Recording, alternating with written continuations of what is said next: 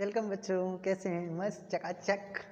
R D Sharma का कर रहे थे area related to circle. Part 1 कर चुके हैं जिसमें 13 क्वेश्चंस की बात कर चुके हैं। पार्ट 2 आज शुरू करेंगे, तो चलो शुरू करते हैं। लाइक करो, शेयर करो, सब्सक्राइब करो, शुरू करो।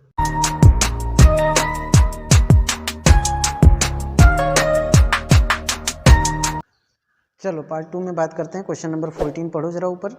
क्या कह रहा है? If the circumference of a circle increases from, देखो सर्कमफेरेंस की बात कर रहा है क्वेश्चन नंबर 14 में। तो हम कह रहे हैं 2 पाई आर की वैल्यू कितनी दे रखी थी? 4 पाई। ठीक है ना?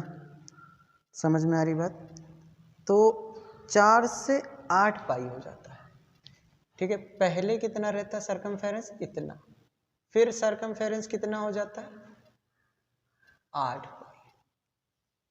ठीक है, ये R1 मान लो, ये R2 मान लो। तो पाई से पाई मर जाएगा यहाँ पे, और क्या मर जाएगा? 2 से 2 2 जा 4 और 2 4 जा 8। यानी R1 अपॉन R2 की अगर वैल्यू निकालें तो 2/4 हो जाएगा। यानी रेशियो कितना आ जाएगा? 1/2। अब अगर एरिया का रेशियो कहना चाहोगे, एरिया का रेशियो ऑफ एरिया, तो आप कहोगे पाई R1 square upon pi R2 square होना चाहिए था। यानी पाई R1 का स्क्वायर यानी 1 का स्क्वायर, पाई R2 का स्क्वायर यानी 2 का स्क्वायर। पाई से पाई मर गया तो 1/4 आया। यानी रेशियो कितना हो जाएगा? 1/4। बात समझ आ रही? यानी जो रेडियस का स्क्वायर, रेडियस का रेशियो होता है, उसके स्क्वायर का रेशियो हो जाता है उनके एरिया का रेशियो, क्योंकि एरिया में क्या हो रहा होता है? स्क्वायर। यानी एक रिजल्ट नोट करो, if ratio of radius is R1 ratio R2, then ratio of area क्या हो जाएगा?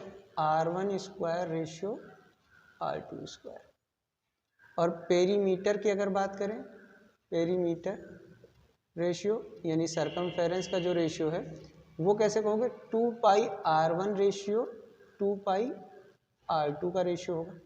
यानी 2 पाई तो मर जाएगा, तो जो R1 का रेशियो होगा और R2 का रेशियो होगा, यानी जो रेडियस का रेशियो होगा वही आपके सर्कमफेरेंस का भी रेशियो होता है। आपको अलग से इसमें रेशियो निकालने की ज़रूरत नहीं होती है। बात समझ में आ रही है? तो आपको शायद आंसर मिल गया होगा रेशियो।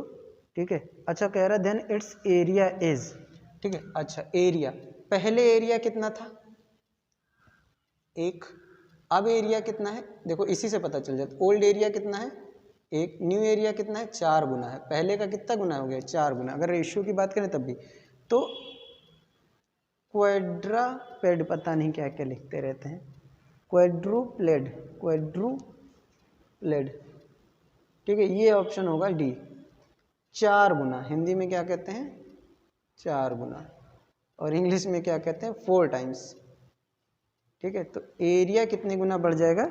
4 गुना बढ़ जाएगा, 4 टाइम्स हो जाएगा। बात समझ में आ रही है? दिख रहा है ना सबको? हल्का तो नहीं हो रहा? ठीक है, चलो दिख रहा है, कोई दिक्कत नहीं। समझ में आई? कितने गुना हो जाएगा एरिया? 4 गुना।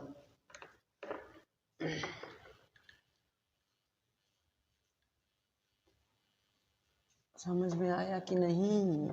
बोलिए। बोलता क्यों नहीं है? बोलता भी नहीं है, बताइए तो मेहनत करो, बोलता भी नहीं। चलो 15 की बात करते हैं। तो 15 में कुछ कह रहा है हमसे, कह रहा है the radius of a circle is diminished by 10%, then its area diminished. देखो R1 मान लेते हैं, पहले कितना रहा होता? 100%। ठीक है, अब R2 कितना हो गया हमारा? 100% में से 10% माइनस कर दिया गया, यानी कितना हो गया? 90%। ठीक है, बात समझ में आ रही? दिक्कत तो नहीं? तो R1 और R2 का अगर रेशियो निकालो तो 100/90 हो जाएगा, कट जाएगा, यानी 10/9। ठीक है, देन क्या कह रहा है कि एरिया कितना कम हो जाएगा? अच्छा, पाई R1 square upon pi R2 square निकाल लो जरा। R1 यानी 100, 81।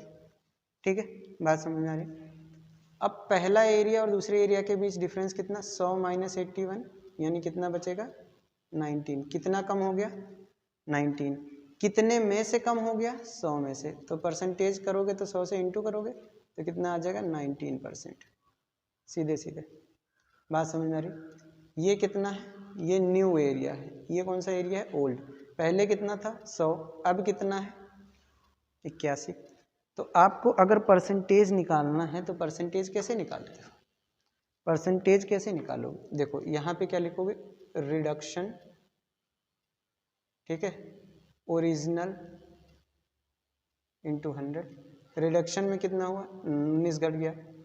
ओरिजिनल कितना था? 100। मल्टीप्लाई करो 100 से। 100 से 100 मर गया, 19%। या जब आप 100 से कंपेयर कर ही रहे थे तो आपका देखो कितना डिफरेंस है इसके बीच? 19। सीधे 19 पे मार्क करो और आगे बढ़ते चलो। ठीक है आसान है ना? चलो कुछ अलग तरीके से करेंगे, दूसरे बुकों की तरह नहीं घिसा पीटा राग गाते रहते हैं। ठीक, चलो 16 की बात करेंगे। 16 क्या कहता है आपका? The area of a square is as same as the area of circle. यानी area of square a square, area of circle क्या होता है? Pi r square. इतनी बात समझ में? दोनों क्या है? बराबर है।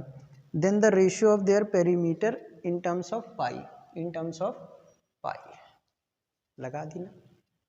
ठीक, चलो उसने कहा 4a और 2 पाई आर का हमें रेशियो बताना है।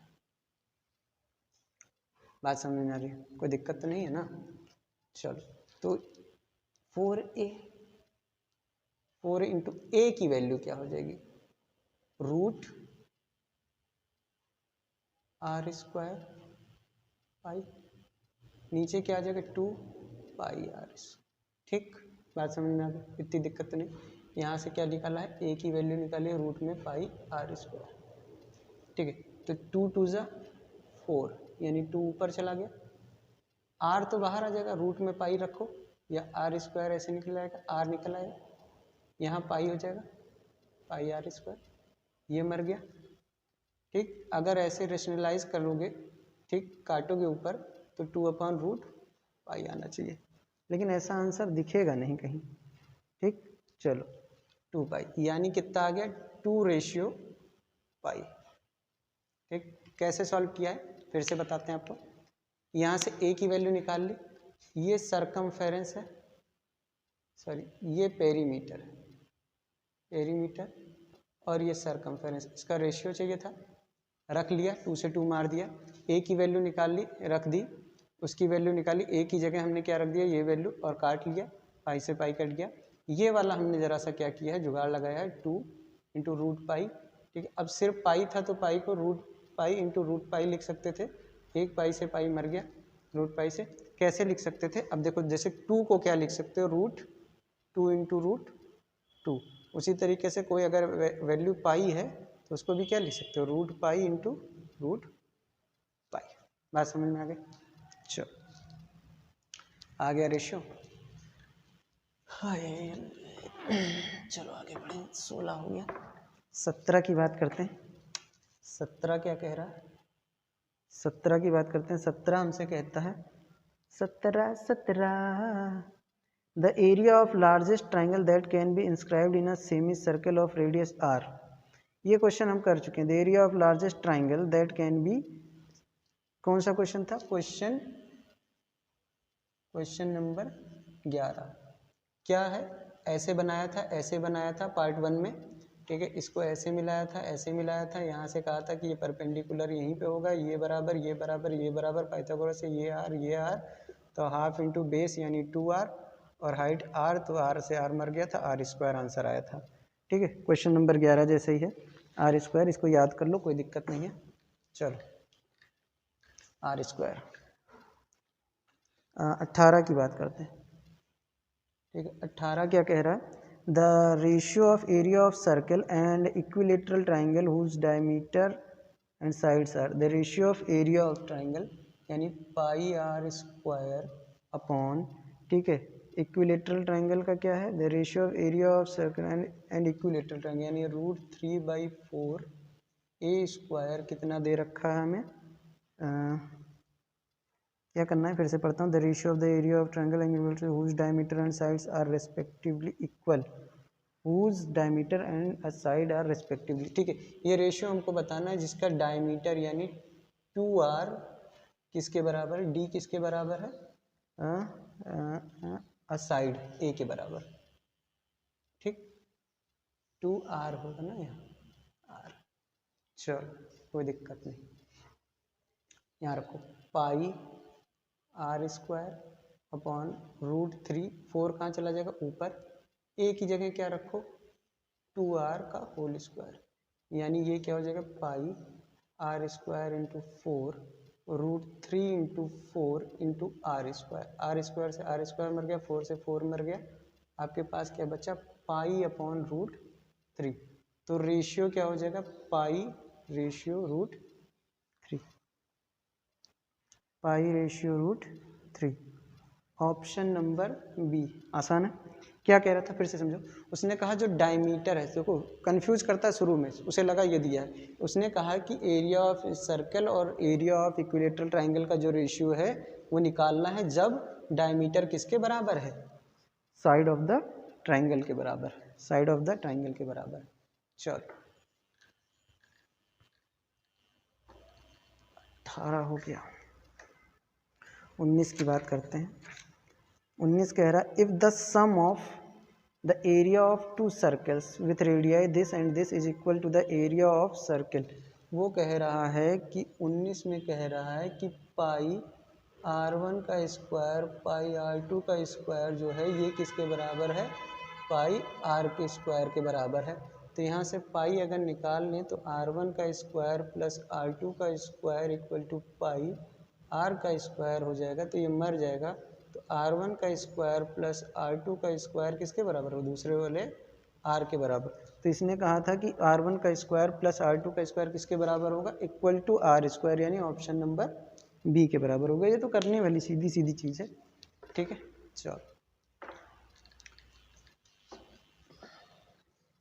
19 हो गया, 20 की बात करते हैं। 20 क्या कह रहा है, if the perimeter of a semi circular protector is 36। Perimeter क्या होता है, सेमी सर्कल का पेरीमीटर होता है, ना कि सरकमफेरेंस। पेरीमीटर क्या होता है, पाई r प्लस डी कहो या पाई r प्लस 2r कहो। ये क्या दे रखा है 36, देन इट्स डायमीटर। ठीक, ये कितना दे रखा है आपको 36। ठीक है, r कॉमन निकाल लो तो पाई प्लस 2 बचेगा, 36 हो जाएगा, है ना। और r यहाँ पे निकालोगे तो 22/7 प्लस 2 इक्वल टू 36, और r यहाँ पे एलसीएम लोगे 2 plus 14/7 equal to 36, r into 36/7 equal to 36, 36 से 36 मर गया तो r की वैल्यू 7। तो उसने डायमीटर पूछा है d इक्वल टू 2r, तो 2 इंटू 7 इक्वल टू 14। ठीक है, आंसर सी, सी ऑप्शन की बात कर रहे हैं हम। ठीक बा, चलो आगे बढ़े। हो गया, देख लो, यही कह रहा था। सेमी पेरीमीटर जो होता है सेमी सर्किल का, वो क्या होता है, या पेरीमीटर होता है पाई r 2 पाई r प्लस डी। कैसे हो जाता है ये एक चीज़ एक बार देख सकते हो आप। इस तरीके का डायग्राम होता है जिसमें ये सेमी सर्कल है तो ये पाई r हो जाता है, लेकिन ये भी तो चलना पड़ेगा। ये क्या है d, यही आपका क्या है r और r। ठीक है ना। चलो क्वेश्चन 21 देखो क्या कह रहा है, पढ़ो जरा। 21 में तो पहले डायग्राम ही बना दिए ये तो। चलो हम भी बनाएंगे, डरते हैं क्या, नहीं ना। ये 60, ये 7। ठीक है, कौन सा डायग्राम है ये, सेक्टर, सेक्टर है ना ये। चलो, the perimeter of a sector OAB, sector OAB का बताना है पेरीमीटर। तो पेरीमीटर बताना है, इसका मतलब इसके सरकमफेरेंस बतानी है। इसका मतलब पहले हमको क्या निकालना पड़ेगा, ये निकालना पड़ेगा। ठीक है, ये निकालने के लिए क्या करोगे, ये इसके निकालने का पेरीमीटर लेंथ ऑफ आर्क कहते हैं, लेंथ ऑफ एन आर्क ये होता है थीटा अपॉन 360 2 पाई आर।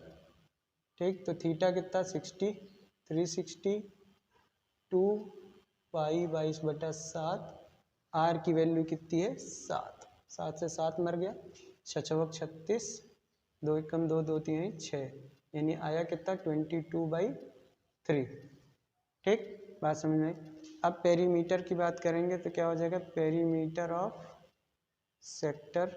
तो पेरीमीटर ऑफ सेक्टर में क्या है, ये रेडियस है, ये रेडियस है और ये, तो क्या हो जाएगा 2r plus length of arc, length of arc, यानी 2r प्लस 22/3।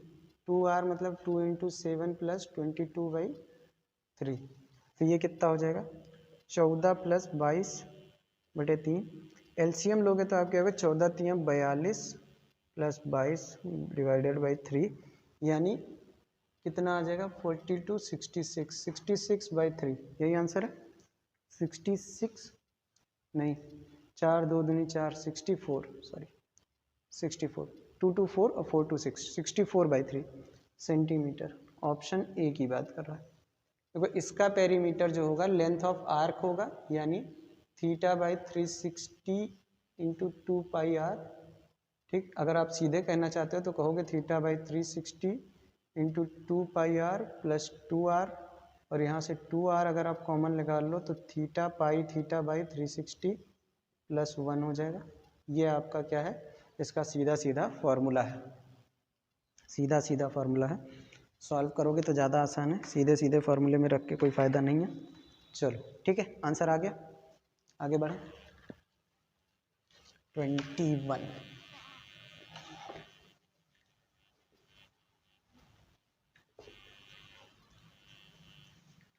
21 के बाद बात करते हैं 22 की। 22 क्या कहता है, पढ़ो जरा। 22 की अगर हम बात करेंगे तो कहता है if the perimeter of the sector of circle of radius इतना इज। ठीक है, पेरीमीटर की बात कर रहा है, सेक्टर के पेरीमीटर की। अभी अभी हमने बात की, ये थीटा होता, ये आर होता, ये आर होता, तो perimeter of a sector, perimeter of a sector की अभी हमने बात की थी, तो हमने 2r अगर बाहर निकाल लिया था तो θ/360 प्लस 1 बच रहा था। ठीक, इसी की वैल्यू कितनी दे रखी है आपको, कितनी दे रखी है वैल्यू, जरा बात करेंगे 29।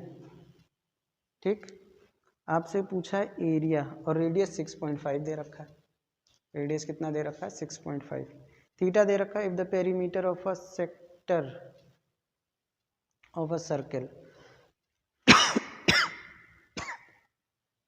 ठीक है, कोई दिक्कत नहीं। एरिया की अगर बात करोगे तो एरिया क्या होता है θ/360 पाई आर स्क्वायर, यानी θ/360 से कोई लेना देना नहीं है, आर से लेना देना नहीं है। अब यहाँ पे एक चीज़ देखो, आप क्या देखोगे कि पाई θ/360 × आर स्क्वायर कह सकते हैं, इसे कह सकते हैं कि नहीं कह सकते, है ना। तो यहाँ पे जरा आर की वैल्यू रखो, 29 = 2 × 6.5, 6.5 है ना आर, हाँ ठीक।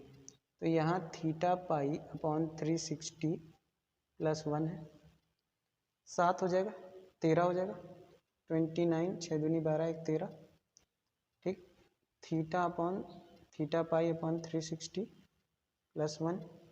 ठीक, अभी पिछला निकाला था, 13 को नीचे भेजो, यानी 29/13 इक्वल टू θ/360 प्लस 1। तो θ/360 इक्वल टू क्या हो जाएगा 29/13 माइनस 1, यानी 29 - 13/13 यानी 6 to 26/13। ओ सॉरी 6 2 कहाँ से 16। ठीक है, इसकी वैल्यू आ गई। इसकी वैल्यू जब आ गई तो आप क्या करोगे, इसकी वैल्यू आने के बाद सीधे यहाँ रख, इसकी वैल्यू 16/13 आई, आर क्या है 6.5, यानी 13/2, ठीक है, 13/2, ठीक है। आर कितना है आपका 6.5 यानी 13/2। 13 से 13 मर गया, 2 8 जा 2 4 जा यानी 13 इंटू 4, 13 दूनी 26 दूनी 52 centimetre square, 52 centimetre square, option B. क्यों, यहाँ थीटा की वैल्यू नहीं दी थी इसलिए इतना सारा तामझाम करना पड़ा, हमने थीटा को सब्स्टिट्यूट किया, ठीक है। फिर समझाता हूँ, पूरा आर्क दे रखा था, थीटा नहीं दे रखा था, पेरीमीटर ऑफ अ सेक्टर दे रखा था, अभी पिछले फॉर्मूले में समझाया कैसे रखते हैं इसका फॉर्मूला, जरा फिर से बता देता हूँ मैं। पेरीमीटर कैसे रखेंगे, पेरीमीटर रखेंगे कैसे, 2r जोड़ देंगे और θ/360 इंटू 2πr कर देंगे, तो 2r कॉमन निकाल लिया, अंदर बचेगा θ π +1, ठीक है, +1 बचेगा, यहाँ पे वैल्यू रखी, इसको नीचे ले गए, यहाँ पे डिनोमिनेटर में, यहाँ से क्या किया, इसकी वैल्यू निकाल ली θ/360, क्योंकि यहाँ हमको मिला था, उसकी वैल्यू सब्स्टिट्यूट कर दी, उसके बाद आर की वैल्यू रख दी और आंसर निकाल लिया, ठीक है। समझ में आई बात, चलो दिक्कत नहीं ना, चलो आगे बढ़ते हैं। 22 तक कर लिया हम लोगों ने, बहुत तेजी से करते हैं, का हो ना हो ना ये दादा ना हो। चलो 22 के बाद 23 की बात करते हैं। 23 कह रहा है, if the area of a sector of a circle bounded by an arc of length 5π centimetre is equal to, तो वो कह रहा है कि एरिया ऑफ सेक्टर, इसकी वैल्यू दे रखा है 5π, यहाँ से यहाँ तक, ठीक है। एरिया ऑफ सेक्टर दे रखा है, यानी थीटा हमको पता नहीं है, थीटा ईटा मार के सर फोड़ दें पूरा, ठीक है, और इक्वल टू, देखो रेडियस बताना हमको, यानी वो कह रहा है कि द एरिया, यानी एरिया ऑफ सेक्टर दे रखा है, area of sector, area of sector दे रखा है θ/360 πr² होता है, ठीक है, ये दे रखा हमको 20π, ठीक, बात समझ में, 20π दे रखा है, θ/360 इंटू πr², पाई से पाई मर गया, ठीक है, r² या, चलो पहले इसके वाले फार्मूला लगाते हैं, length of arc, length of arc क्या होता है, θ/360 इंटू 2πr, इसकी लेंथ दे रखी है 5π, ठीक है, θ/360 इंटू 2πr, पाई से पाई मर गया, ठीक है, चलो बढ़िया। अब यहाँ से क्या करो, 5/2r इक्वल टू हो गया θ/360, इस 2r को नीचे भेजोगे तो ये रिजल्ट मिलेगा, इस रिजल्ट का यूज़ कहाँ करेंगे, यहाँ 20 इक्वल टू क्या हो जाएगा, थीटा की जगह 5/2r इंटू r², इस r से ये r मर गया, ये 20 इंटू क्या हुआ 2 हो गया, और ये नीचे 5 आ जाएगा r, 5 4 जा 20, तो r इक्वल टू क्या आ गया 8, ठीक, 8 है ऑप्शन में कहीं, 8 सेंटीमीटर, जी है, ऑप्शन नंबर सी। फिर से समझाऊं, ठीक है, उसको ने दो चीज़ें दे रखी है, एरिया ऑफ सेक्टर निकालना है और उसने area of length of the arc दे रखा है, लेंथ ऑफ द आर्क में रख दिया 5π से पाई मर गया, उसके फॉर्मूले में रखा है, यहाँ से θ/360 की वैल्यू निकाली, क्यों, क्योंकि यहाँ θ/360 यानी हमको एंगुलर नहीं दिया है, एंगल नहीं दिया है, तो यहाँ पे वैल्यू रखी, पाई से पाई मर गया 20/, ठीक, वैल्यू रखा, काटा पीटा, जय माता दी कहा, आंसर आ गया, ठीक, सब्स्टिट्यूट किया है, यहाँ से वैल्यू उठा के कहाँ रख दी है, यहाँ, ठीक, सिंस θ/360 इक्वल टू क्या है 5/2r, बात समझ में आ गई, यहाँ से, चलो 23 हो गया, मजा आ रहा है, मजा आ रहा है तो लाइक करो, शेयर करो, सब्सक्राइब करो, कुछ तो सब्सक्राइबर बढ़ाओ, यही सब करो।